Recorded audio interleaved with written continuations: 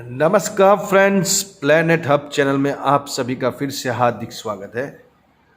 और इस बार चर्चा करेंगे 1960 मीन राशि बर्थ पर्सन्स। 1960 में जनवरी से लेकर दिसंबर तक में जिसका भी जन्म हुआ है, वो भी मीन राशि वाले, उसका कैसा रहेगा आने वाला कल, कैसा रहेगा आने वाला भविष्य, उसके ऊपर बात करेंगे। और कैसे कैसे उनको प्रिकॉशन लेने चाहिए, क्या चीज़ का ध्यान रखना चाहिए, किस हिसाब से चलना चाहिए, उसके ऊपर चर्चा करेंगे। सबसे पहले बड़े प्लैनेट्स को ही ध्यान में रखा हुआ है मैंने, क्योंकि लंबे टाइम तक 4 प्लैनेट्स चलते हैं, गुरु, शनि, राहु और केतु। ये जो प्लैनेट्स है 1.5 साल, 2.5 साल, 1 साल रहते हैं। गुरु महाराज 12 से 13 महीना रहता है, शनि महाराज 30 महीना रहता है, राहु महाराज 1.5 साल, केतु महाराज सेम वैसे ही उसके सामने बिल्कुल। केतु राहु दोनों एक ही भाग है, एक ही शरीर का हिस्सा है। उसको 2 पार्ट्स में विष्णु भगवान ने अपने सुदर्शन चक्र से कर दिया है, 2 भाग, और वो बन गए हैं राहु और केतु। वो दोनों 1.5 साल रहते हैं, 18 महीना बोला जाएगा महीनों में। तो अभी 1960 में मीन राशि बर्थ पर्सन्स, इनका हिसाब किताब 60 के अंदर कैसा रहेगा, कैसा हुआ है, इनके साथ क्या क्या बनाव, क्या क्या हिसाब से वो चले हैं। एक तो मीन राशि गुरु के घर की राशि, और गुरु ब्रह्मांड का सबसे शुभ ग्रह, दयावान, हमेशा दूसरों के ऊपर दया रखने वाले, दूसरों का कल्याण करने वाले, दूसरों के लिए अच्छा सोचने वाले, अच्छा भाव रखने वाले। लेकिन खुद के साथ जो बीती है वो वही जाने, क्योंकि ये ज़माना अच्छे लोगों का नहीं है। ऐसे लोग हमको बोलते हैं कि गुरु जी, सर, पंडित जी, हम कितना भी भला करते हैं लेकिन लोग हमारे लिए भला नहीं करते हैं। लोग हमारे लिए बुरा ही सोचते हैं, बुरा ही करते हैं, हमारे साथ खराब ही होता है। ऐसा क्यों? गुरु एक ऐसा प्लैनेट्स है जो दया फैलाता है, दूसरों के प्रति हमेशा दया रखता है, दयावान बनता है, लेकिन खुद के लिए जब आता है तब उसको कुछ भी नहीं मिलता है। ये गुरु का एक क्राइटेरिया है। गुरु की राशि जो है उसके लिए हमेशा सहन करना आता है, गुरु को बांट के खुद भूखा रहने का आता है। यहाँ ये चीज़ हो जाती है। आपने भी बहुत सब तकलीफ़ें देखी, लोगों के लिए भला सोचा, भला किया, सब किया, लेकिन जब खुद के ऊपर आई बात आपको मदद करने की, तब लोग ने हाथ ऊपर कर दिए। लेकिन ऊपर वाला आपके साथ है, कभी भी डरिए मत, कभी भी घबराइए मत। बात करते हैं मीन राशि 1960 बर्थ में क्या था, कैसा हिसाब किताब। देखो, लग्नेश भाग्य स्थान में जाके बैठा है गुरु महाराज, और खुद अपनी राशि को देख रहा है। ये सबसे बड़ा आपका प्लस पॉइंट हो गया। यहाँ जब भी गुरु बैठते हैं और देखते हैं चंद्र को, तो एक हिम्मत, एक ताकत, एक साहस करने की वृत्ति आपके अंदर आती है।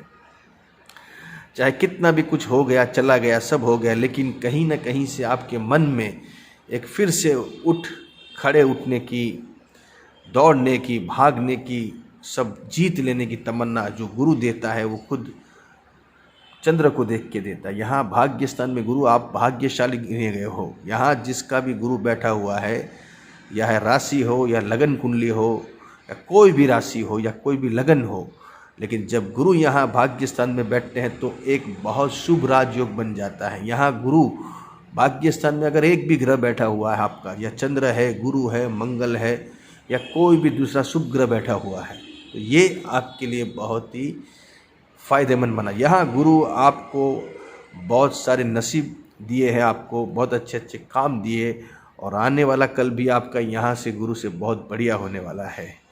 यहाँ राहु 6th हाउस में दुश्मनों को परास्त, दुश्मन आपके सामने टिक नहीं पाएंगे। यहाँ राहु बड़ी बड़ी बीमारियों को ठीक करता है, बड़े बड़े कर्जे को भी मिटा देता है। आपने कितना भी कर्जा लिया, कितना भी आपने डेयरिंग किया हो कामकाज के अंदर, बिजनेस के अंदर, बहुत सारी लायबिलिटी भी आपको होगी, लेकिन यहाँ राहु आपका जन्म का बैठा हुआ है राशि कुंडली से या जन्म कुंडली से, तो ये राहु सब चीज़ें सुलटाने की ताकत रखता है।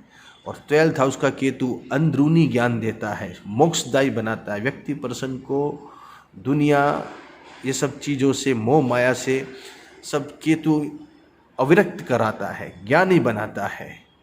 ये लोग क्या है, कैसे हैं, दुनिया में क्या चीज़ें हैं, कैसी चल रही है सब, ये सब केतु ज्ञान देता है। यहाँ 12th हाउस का केतु है, वो परम ज्ञानी बनाता है, पर ब्रह्म ज्ञानी बनाता है। जो ब्रह्मांड का जो ज्ञान है वो आपके पास आएगा। जो इसके ऊपर, आकाश के ऊपर क्या चीज़ है वो केतु दिखा सकता है। यहाँ जब केतु बैठता है 12th हाउस में, तो आकाश के ऊपर क्या चीज़ है वो कोई भी लोग सोच नहीं सकते उसके ऊपर क्या है। लेकिन जिसका केतु यहाँ बैठा हुआ है 12th हाउस में, वो उसके ऊपर की भी बात करते हैं कि उसके ऊपर भी कुछ चीज़ें हैं जिसकी जानकारी हम रखते हैं, इसके बारे में जानने की कोशिश हम करते हैं। इसलिए जब समय आएगा तो आपको ये केतु ये सब चीज़ों के बारे में ज्ञान ही बनाएगा। पर ब्रह्म क्या है, ब्रह्मांड कैसे चलता है, किस हिसाब से चलता है, कौन सी शक्ति है, क्या है, ऊपर क्या है, नीचे क्या है, पाताल में क्या है, आकाश में क्या है, ये सब प्लैनेट्स क्या है, कौन चलाता है, ये सब शक्तियों को ये यहाँ का केतु देता है। इसलिए आपके पास ये भी ज्ञान आएगा। अभी बात करते हैं 14 अगस्त के बाद गुरु यहाँ चला जाएगा, मतलब यहाँ आया हुआ था, वो भी शनि के साथ। गुरु धनु राशि में, लग्नेश का खुद की राशि में जाके बैठना, ये एक राजयोग बन गया है। यहाँ गुरु धनु राशि में बहुत ही हंस योग बनाते हैं, बहुत ही पावरफुल गिने जाते हैं। लेकिन यहाँ शनि बैठा हुआ है, शनि का काम है कुछ न कुछ चीज़ों को डिले करना। इसलिए आपके अंदर एक आलस की वृत्ति है, आपको पहले से पहले वो चीज़ दूर करनी पड़ेगी। आप आलसी हो, आज का काम आप कल पे डालते हो, कल का काम आप 2 दिन के बाद परसों पे डालते हो, नरसों पे डालते हो।